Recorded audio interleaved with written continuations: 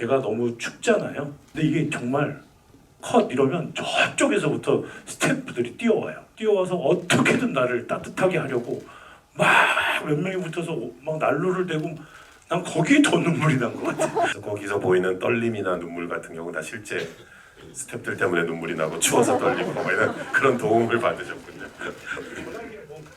근데 뭐 이거 뭐 아무것도 없는. 저는 이름은 평범한데 성이 좀 괴이라고 하면 이제 조상님께서 성 때문에 많이 놀림 많이 당했어요. 학교에서 뭐 뻥버러 뻥뻥뻥 뭐 이러고 이상한 순희혁 씨. 예. 순순히 혁명의 길을 따라라. 할아버지의 함자를 집에서 이제 가져갈 게 없어서 별걸 다 가져가요. 이렇게 지금 뭐 대한 장명가 협회 대표 선생하고 있는데 어쨌든 희주 한자 같으신 거예요? 원래 드리려고 했던 질문은 그 우리 그 민의당이었나 그쪽 당 이름이 민의당 대표 그 유연수 선배님이 연기하신 그쪽 대표는 또 무슨 또 되게 아티스트처럼 무슨 자기 사진전도 하고 막 이러잖아요. 그 분에게 사진이 찍혀지는 장면이 있잖아요. 그때 이제 보여지는 어떤 묘한 뉘앙스의 일그러진 얼굴, 자기 자신도 이용당했다는 걸 알게 된 상태에서 그 표정의 느낌, 뉘앙스 같은 것들, 물론 이제 화면이 정지되니까 더 그렇긴 하지만 이제 많은 대사에 관한 질문을 아까 드렸지만 대사 이전에 눈빛이나 표정에 있어서 저는 그 씬에서 그 선배님 표정 되게 인상 깊었거든요. 그렇게 사진이 찍혀질 때 느낌이나 항상 누군가를 막후해서 조종하는 역할로서 다른 사람들보다 더 많은 거를 알고 있는 사람의 이미지를 하시다가 거기서 마침내 이제 그 순간의 관계가 역전되고 본인이 이제 적나라하게 이렇게 까발려진 자기 자신의 그 상태를 이렇게 직면해야 되는 건데 어떤 느낌이셨는지 그때?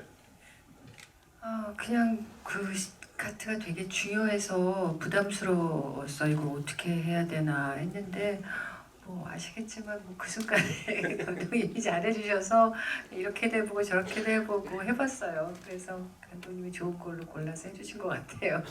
이전에 김희애 선배님 다른 작품에서 볼 수 없었던 모멘트들을 꽤 볼 수 있는 영화인 것 같아요.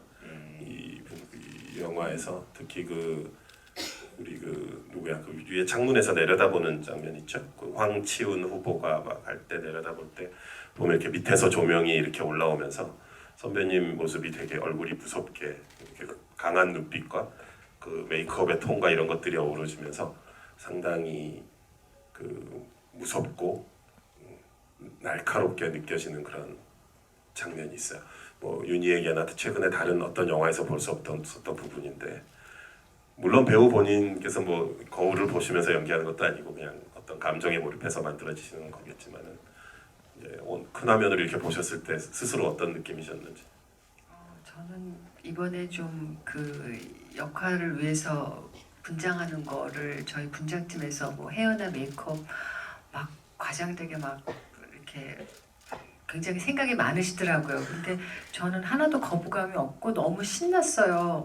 저렇게 얼굴 이렇게 들이대고 마음대로 해주세요. 막 할만 할수록 저는 너무 좋아갖고 해서 했는데 좀뭐 조진호 씨랑 그런 얘기 우리 좀 했는데 어떤 배우는 자기 얼굴을 자꾸 모니터를 보면 볼수록 발전하는 그러니까는 배우가 있고 또 우리 같은 배우들은 좀 저 얼굴을 잘 스스로 못 봐요. 그래서 다 안 보시는 체질이구나. 예, 좀 억지로 한번 이렇게 보고 많은 스타일이에요. 그래서 더군다나 이 역할은 제가 좀 많이 과장되게 해서 좀 부끄러운 면도 사실 있었는데 하지만 또 쾌감도 있으셨던 거죠. 너무 좋죠. 이런 역할에 이런 표정을 보여줄 수 있다. 예, 그런 역할을 맡기가 참 만나기가 쉽지 않아요. 마음대로 자기를 그냥 도와준대 뭐 막 빨주노초 파는 거 막 칠해놓고 그냥 저를 막 연기로서는 한계가 있잖아요. 뭐 헤어스타일이나 분장이나 이런 걸로 막 바꿀 수 있는 거는 너무 좋은 기회였던 것 같아요. 행복했죠 배우로서는. 예. 반면 우리 이만재, 조진웅님 같은 경우는 그 영화에 아주 뭐 여러 가지 스펙트럼의 감정들이 막 소용돌이치는 역할이지만 그 중에서도 가장 강렬한 또는 배우로서 욕심이 날 수도 있고 부담스러울 수도 있고 그 이솔 딸의 그걸 죽음이라고 해야 될까요? 그거를 알게 되는 순간 있잖아요. 전화 통화하면서 네. 그 신에 대해서 어떤 처음 시나리오를 그 신을 읽었을 때부터 여러 가지 복잡한 심정이 있었을 것 같은데 그 신을 또 마음의 준비를 하는 과정도 있었을 테고 근데 사실 보면 그 신의 상황이 환경이 배우에게 유리한 것 같지는 않아요. 대낮에 쨍한 햇살에 그런 뻥 트인 공간에서 거기 어디예요? 뭐 분당 무슨 다리 위야? 색강다리 분당이에요? 아니요. 네. 여의도 여의도 하고 대방역 있는. 아니 그런 햇살이 쨍한 뻥 트인 공간에서 상대 배우도 없이 그 전화기를 들고 혼자 해내야 되는. 네. 근데 그때 전화기 속에 뭐 상대 배우가 해준 거예요? 아니면 그냥 혼자 하신 거예요? 혼자 하셨고 영하 한 15도 강풍이 어마어마하게 했어요. 사실은 진짜 뭐 거의 견딜 수가 없을 정도로 되게 추운 촬영 전체에서 가장 추운 날씨였던 것 같아요. 한겨울에. 명령기였다고 생각 들어요. 그 얘기 좀 해주세요. 그 씬에 대해서. 굉장히 추웠던 건 사실이긴 하지만 저는 그 장면이 만재라는 캐릭터를 이야기할 때 가장 말이 되는 장면이라고 생각을 했었습니다. 그리고 대본도 약간 수정을 좀 했었는데요. 제 주변에 이혼한 친구들, 여자 친구들 있잖아요. 여쭤봤죠.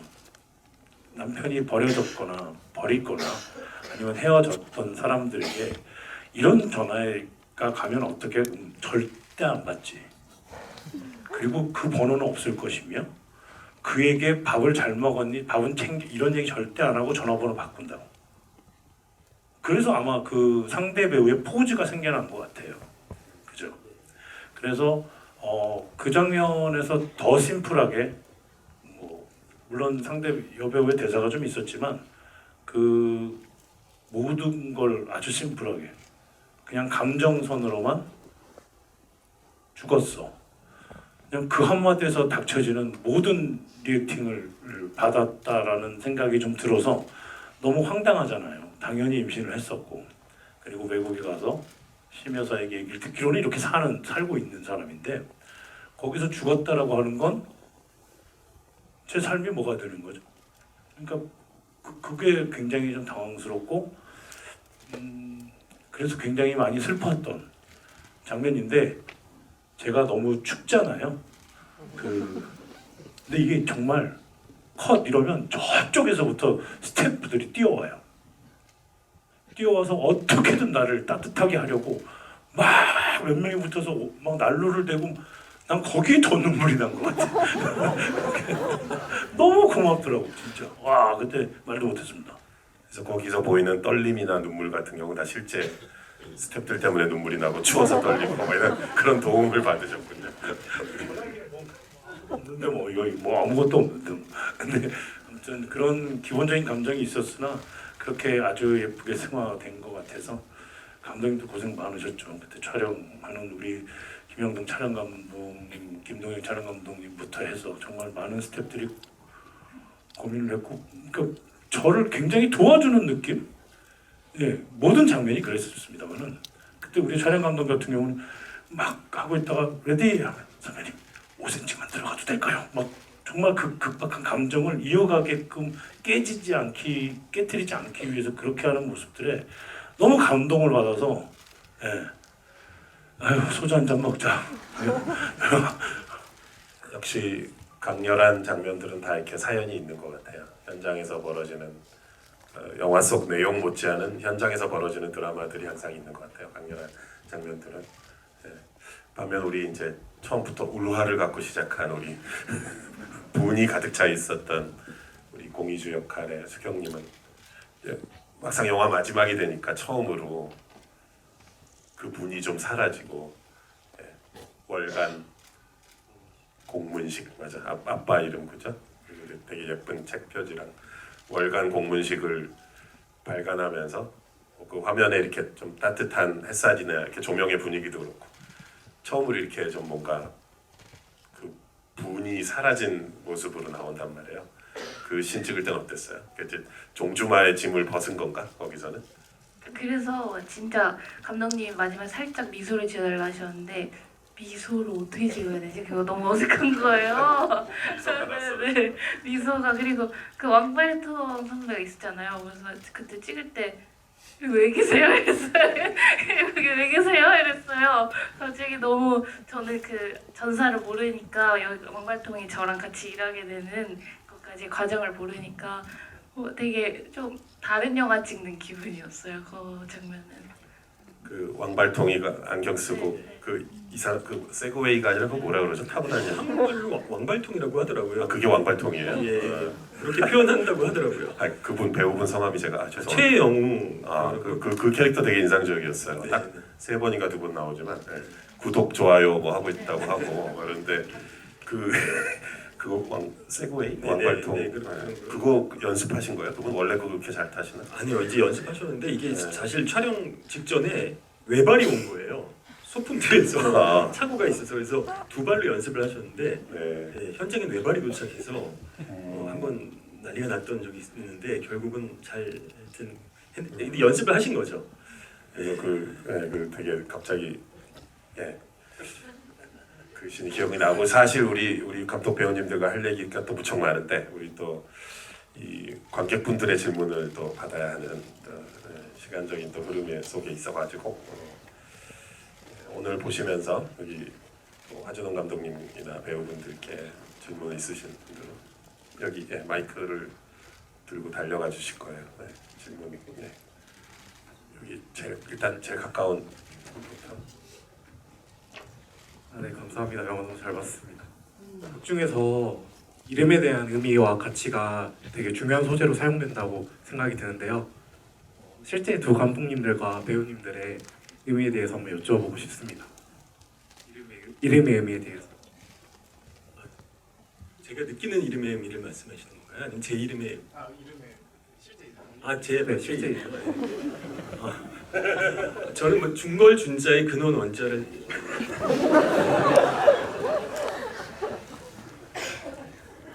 진짜 나랑 같네요 한자가. 중걸 중에 뭐 근원이 되라 이런 뜻에서 저는 이름은 평범한데 성이 좀 괴이라고 하면 이제 조상님께서 성 때문에 많이 놀림 많이 당했어요. 학교에서 뭐 뻥보러 뻥뻥뻥 막 이러고 이상한 성이 특이하고 학교에 가면 항상 정교회 저 한 명밖에 없고 그래서 많은 또 좀 놀림 당하는데 진웅님은 아닙니다. 저는 저 진짜 웅자 쓰시는 분은 제 아버지고요. 아버지 함자를 쓰고 있습니다. 제가 굉장히 수동적인 인간이라서 능동적으로 뭔가를 하는 그런 캐릭터가 아니라서 그래서 아버지 함자를 같이 쓰면 뭔가 제 마음가짐이나 행동가짐이 좀 누가 욕하면 우리 아버지한테 욕하는 것 같잖아. 그래서 약간 그런 프레임을 약간 씌워놨는데 사실 아버지하고 좀 친하고 제가 좀 좋아해요 아버지를. 그래서 뭐 아버지 이름이 되게 멋있더라고요.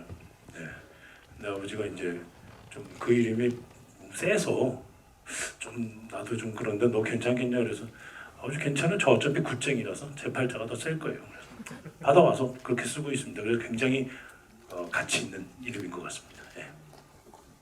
저는 기쁠희의 사랑이에요. 그래서 옛날 어릴 때 저희 어머니가 지어주셨는데 어머니한테 무슨 딸 이름을 무슨 하루개 이름을 지었냐고 그렇게 근데 그래서 제가 이렇게 이쪽에 있게 됐나 봐요. 네. 저는 빼어날 수의 경사경입니다. 네, 경사. 경사나 딸때 그 경사. 네. 그 느낀 적 있어요? 역시 내 이름대로 살고 있구나 내가. 근데 주민등록상에 그건 경이 그 경사경인데 아빠가 자꾸 공경할 경이라고 그래가지고 저도 그러니까 정확한 뜻을 잘 모르겠는데 네 그래요. 저희 다른 배우님들도 이름에 대한 재밌는 그러니까 박고산 배우님은 할아버지 함자를 쓴다고 하시고 아버님, 할아버지, 꿈에서 이렇게 나오셔가지고 할아버지가 혼내셨대요. 그래서 그 다음부터 할아버지의 함자를 집에서 이렇게 가져갈 게 없어서 별걸 다 가져가요.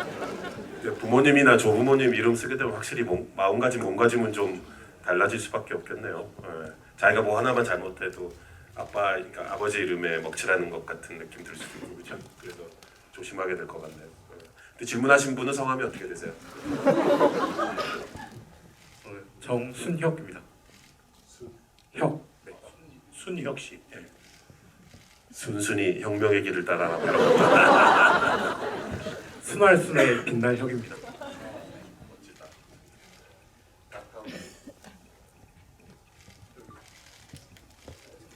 제일 앞집.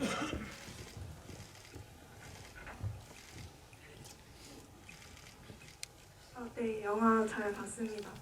우선 또 이름에 대한 질문이긴 한데요. 그 영화상에 이름의 뜻이 나오는 게 이만재 그리고 이제 여사님과 황치훈 의원이 있잖아요.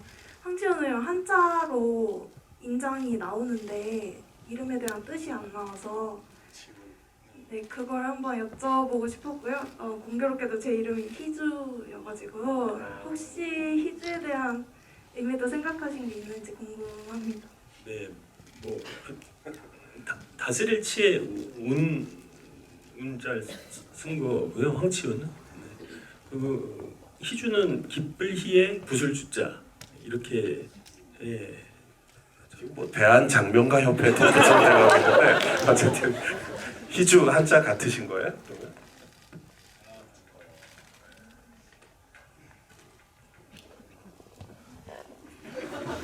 실제 장명가 분들 도움 받은 거 있어요? 시나리오 쓰는 과정에서? 아니 그렇진 않고 이제 이렇게 인장가 분들 중에 영리 인장이라고 이렇게 문세를 진짜 이렇게 보시고 하시는 분들이 있더라고요. 도장 봐주시면서 문세 봐주시는 분들 그런 분들 좀 여러 번 만났어요. 아까 이제 그 화려한 조연진 분들 얘기하면서 잠깐 우리가 빼먹고 말았는데 우리 또 전설적인 배우이신 살아있는 전설이신 우리 전무성 선배님이 인장가 역할로 나오시잖아요. 거기서 이제 처음에는 그냥 주인공 이름을 파주는 그런 캐릭터신가 했더니 알고 보니 영화의 결말 부분에 가서 아주 중요한 의미를 가진 분으로 나오는데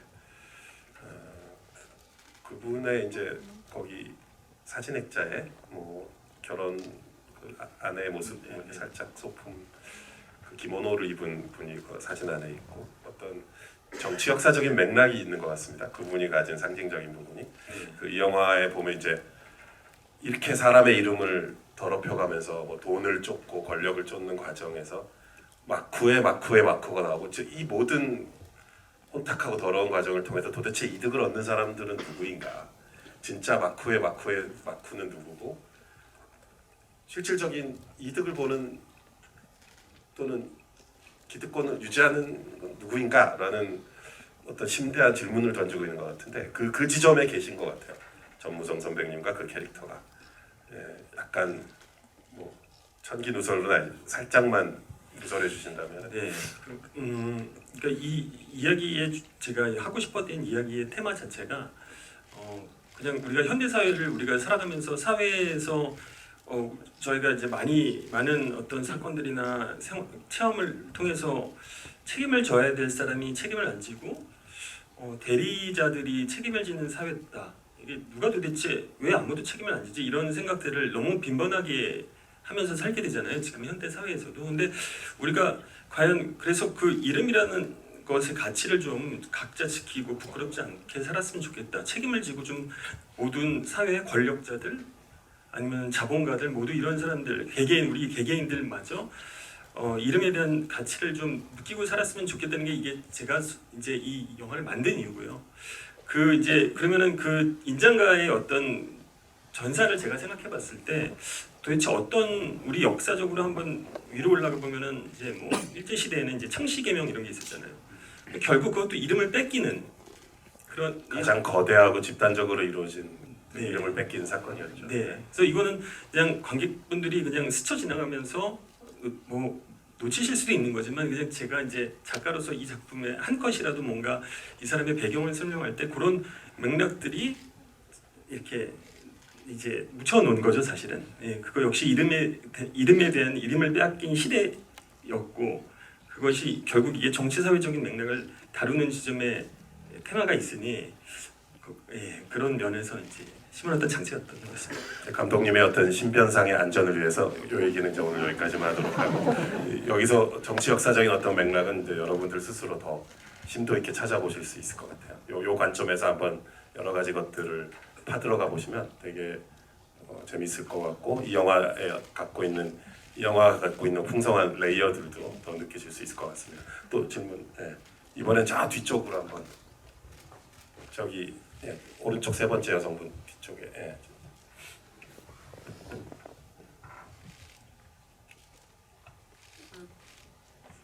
저는 이거 처음에 예고편을 보고 그 김희애 배우님 그 10년사 캐릭터가 그 퀸메이커에서 황도희로 나왔던 어떻게 보면 직업은 같은 직업이잖아요. 그 전략기획실 실장이기는 하지만 어쨌든 정치 쪽에서 도와줬던 역할이고 그래서 근데 이걸 보니까 또 두 캐릭터가 되게 다르게 느껴졌는데 배우님은 이걸 대본이나 뭐 연기하실 때 두 캐릭터가 어떻게 다르다고 생각하셨는지 궁금합니다. 뭐 퀸메이커는 시리즈물이어서 이 영화하고는 좀 아무래도 장르가 좀 다르다고 생각했고 정치 컨설턴트가 되긴 했지만 그 황도희는 처음에 어떤 그 대기업의 어떤 뭐랄까 이렇게 처리하고 해결사였다가 자기네 그 처한 상황으로 인해서 마지막에 이렇게 정치 컨설턴트가 될 수밖에 없는 그런 여자였고 여기서는 처음부터 그냥 바로 되게 파워풀하게 나오고 전체 그 정치판을 내선안에 좌지우지하는 그런 스케일이 좀 다른 그리고 또 외모적으로 꾸미는 것도 좀 신년사는 좀 더 연륜도 있고 더 파워풀하고 파워도 있고 완전히 다른 사람이라고 생각이 들었어요. 특히 그 중장비를 앞세워서 꽉 치고 들어와서 뒤에 이제 창문 열리면서 등장하실 때는 거의 막 정치계의 터미네이터처럼 되게 압도적인 느낌으로 거기 밑에 사람들은 막 전기톱 들고 막 피떡이 돼 있고 먼지 막 뒹굴고 했는데 본인은 그 안에서 딱 이 패션에 우아한 자태를 유지하면서 딱 이렇게 카리스마 있게 나오시잖아요. 그래서 되게 이런 장면은 참 배우로서는 욕심날 수 있는 그런 장면이겠다는 생각 전 들었습니다. 또 마지막으로 질문 시간 관계상 한 분을 더 받겠습니다. 저쪽 제일 벽 쪽에 계신 안쪽에.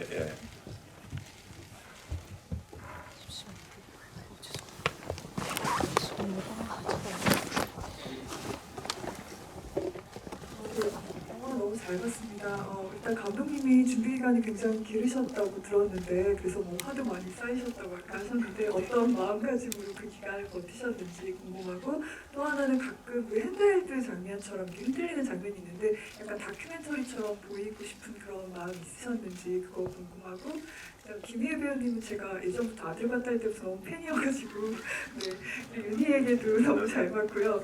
그때 항상 제가 오늘 작품에서 느낀 건데 이렇게 감성적인 부분과 이성적인 부분이 굉장히 그러니까 감정이 과잉되지 않는 그런 점이 굉장히 저는 좋게 느껴졌거든요. 그래서 그런 부분들이 타고나신 건지 아니면 오랜 연기 경력으로 인해서 트레이닝이 되신 건지 궁금합니다.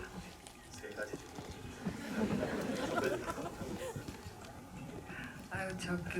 제가 좀 오래 했죠. 근데 기억해 주셔서 감사드리고요. 사실 좀 아까도 말씀드렸지만 저는 좀 제 연기를 잘 안 봐요.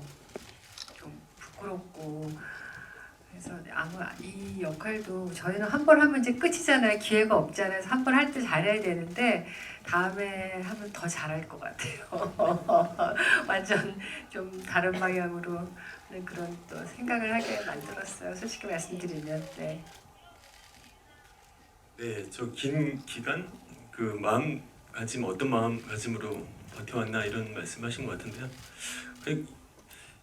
그냥 영화에 대한 사랑, 애정 뭐 이거 아니면은 뭐 이렇게 버티기가 힘든 것 같아요. 제가 봉준호 감독님이랑 작업을 오래전에 하고 그때 감독님 그런 질문 사실 많이 받잖아요. 감독님한테 뭘 배웠냐, 뭐 어떠냐 감독님 이런 얘기를 정말 많이 듣긴 하지만 제가 감독님한테 사실 배운 가장 큰 거는 영화에 대한 정말 어마어마한 그 사랑이었었거든요. 그러니까 역시 그 기간을 버틸 수 있는 거 지금 영화가 너무 힘든 사실 상황이고 극장의 시대가 굉장히 뭐 저물어간다 이런 비관적인 상황이 전 세계적으로 사실이지만 영화에 대한 그 애정은 사랑은 뭐 그것만이 그냥 버틸 수 있는 영화인들이 모두가 마찬가지가 아닐까 생각합니다. 네, 오늘 그래서 이렇게 큰 화면에서 스크린 영화 또 신인 감독이 만든 작품을 이렇게 큰 스크린에서 보면서 같이 얘기도 나눌 수 있고 이런 시간이 되게 소중한 것 같고요. 네, 잠시 또 저의 특유의 산만함을 활용해서 부연 설명드리자면 김희애 선배님이 과거에 주연하셨던 아들과 딸 아주 전설적인 마봉초가적 MBC 드라마입니다. 네, 전국 관객들을 이제 눈물바다로 몰고 갔던 최수종님이 오빠로 나오셨었죠. 정혜선 정혜선님이 네, 엄마로 맞습니다. 나오시고 네. 그 한국의 그 남아선호 사상과 그 아들과 딸을 막 차별하면서 정말 눈물 없이 볼 수 없는 아마 유튜브 같은 데 있을 거예요 드라마 그죠? 걸작 드라마입니다. 장수봉 감독님이셨나? 대단하시네요. 어릴 때 드라마를 많이 봤었기 때문에 그 장수봉 감독님이라는 또 전설적인 드라마 감독님이 계세요. 마당 깊은 집 뭐 이런 거 하신 분인데 그분의 걸작 중에 하나입니다. 아들과 딸. 네, 맞아요. 또 보시면 또 김희애 선배님의 또 활약사 볼 수 있고요. 내가 이런 얘기를 하고 있지. 어쨌든 그 다시 한번 큰 스크린에서 만나볼 수 있는 이제 영화 작업 자체를 왠지 귀하게 여기는 요즘 그런 어떻게 보면 약간 슬픈 상황이기도 한데 어떻게 또 이렇게 신인 감독님이 또 좋은 너무 훌륭한 배우들과 좋은 작품을 또 이렇게 무사히 만들어서 큰 스크린에서 같이 보고 또 이렇게 관객분들과 직접 대면해서 얘기도 나눌 수 있고 뭐 아무리 스트리밍의 시대라고는 하지만은 이런 기회가 되게 그래서 또 소중한 것 같습니다. 그래서 아까도 얘기 들었지만은 화면에서 보여지는 것 이상의 또 여러 가지 영화적인 또 주제적인 정치 역사적인 주제적인 또 야심도 있는 영화니까 한번 또 곱씹어 보시고 재관람도 하시고 이러면 정말 좋을 것 같습니다. 같이 해주신 우리 모든 관객분들께 감사드리고 하준원 감독님은 참아주시고 새 배우분들만 짧게 마지막 인사를 부탁드립니다. 사실 굉장히 귀한 자리인 것 같습니다. 저희가 영화를 만들어서 이렇게 선보일 수 있는 아주 귀한 자리인 것 같고 이렇게 직접 이야기를 나눌 수 있는 것도 굉장히 귀한 자리였던 것 같습니다. 오늘 귀한 발걸음 진심으로 감사드립니다. 감사합니다.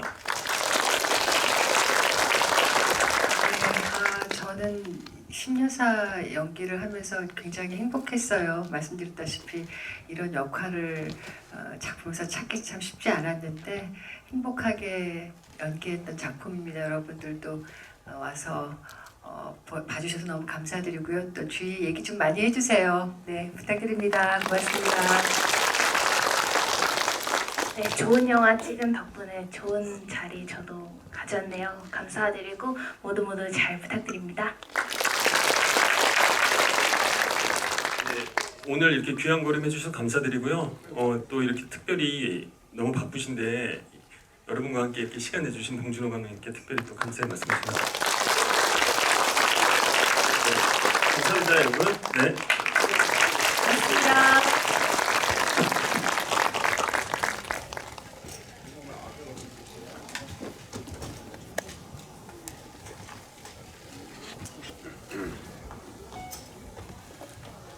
맛있게 하십시오.